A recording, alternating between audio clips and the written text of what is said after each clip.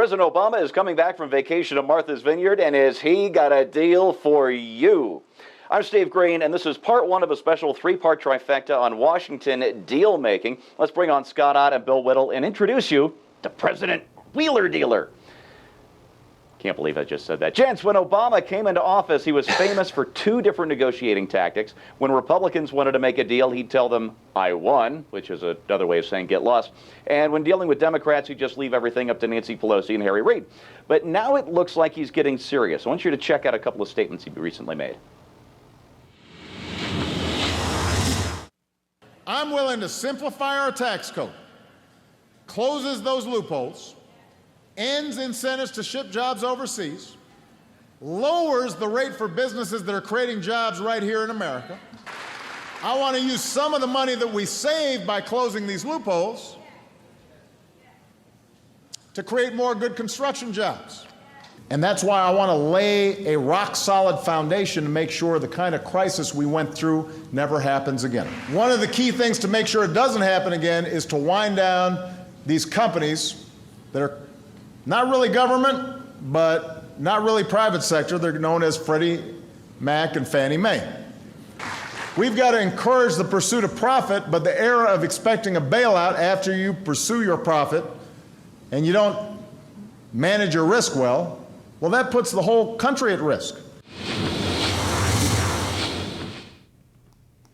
There's a lot of red meat there for conservatives. So, Scott, pretend you're John Boehner. No, wait, don't do that. We already have one of those, and that's too many already. Instead, pretend that you are the speaker. You're holding that gavel for the children. Can you make a deal with the president with what he's put on the table there? You know, I want to believe him. I really want to believe him. You know, Sucker. I want to say, you know, it's okay. You don't have to sleep on the couch anymore. Come on upstairs.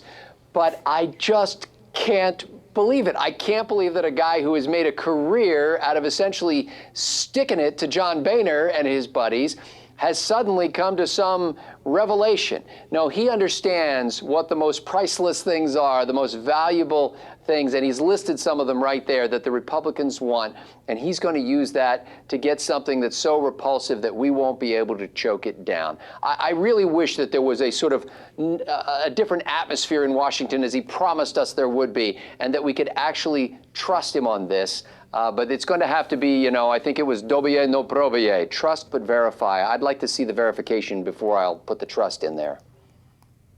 Yeah, you don't lose any sleep over that one. Bill, Scott, to put this lightly, doesn't sound too optimistic.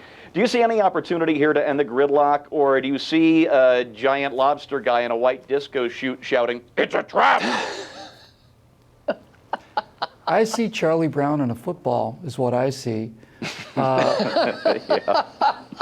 And frankly, for the president who campaigned on Bin Laden is dead and GM is alive, to be talking about managing risk and bearing the consequences of bad decisions and no more bailouts and all that other stuff, it's a bit rich for me. And there's another little tell in there I noticed. He said, the money we'll save by simplifying the tax code and eliminating some of these loopholes. Think about that.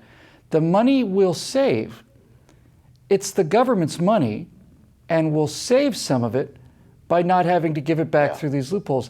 The money we'll save will be spent on construction jobs. What kind of construction jobs? Will we simply go to where they're building a new Burger King and drive through the street with one of those reverse little vacuum cleaners that you sometimes see cleaning up parking lots at 2 o'clock in the morning and $100 bills come billowing out of this? Is that what we're going to do?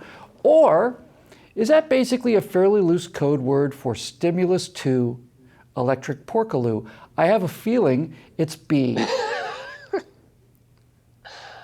Yeah? Yeah, I don't know what would give you that feeling. I have no idea. All right, folks, I'll tell you exactly what I think is going on here. 2 years ago, President Obama suggested the sequester to get a debt limit deal, and he never expected the sequester to actually go into effect, but it did. And it brought the Obama gravy train to a screeching halt. So now he's willing to do anything to get that gravy train going again, even if that means cutting a deal with Republicans. I think the GOP already got what it needed. They already got what they needed with the sequester. So John Boehner should sit down with the president and tell him, I won.